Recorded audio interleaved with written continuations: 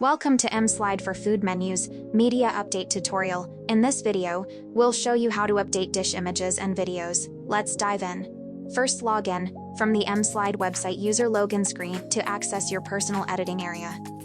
In your dashboard, look to the top left again. This time skip the first option and click the second one, the Image Video Updates button. You're now on the Image Video Updates screen, and here's the upload form.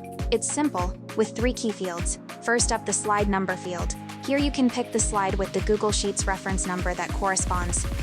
Underneath that, the second field lets you choose your file from your device. We support JPG and PNG for images, and MP4 for videos. The last option is a link that opens the live menu view, letting you see your changes in action right away. Let's now select the slide.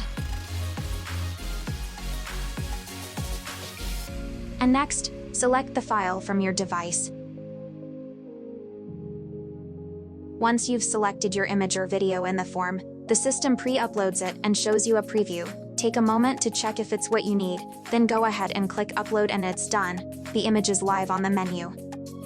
Dive into our related videos for tips on snapping great dish photos or recording standout videos. And for iPhone users, check our video on saving videos in MP4 format. See you there.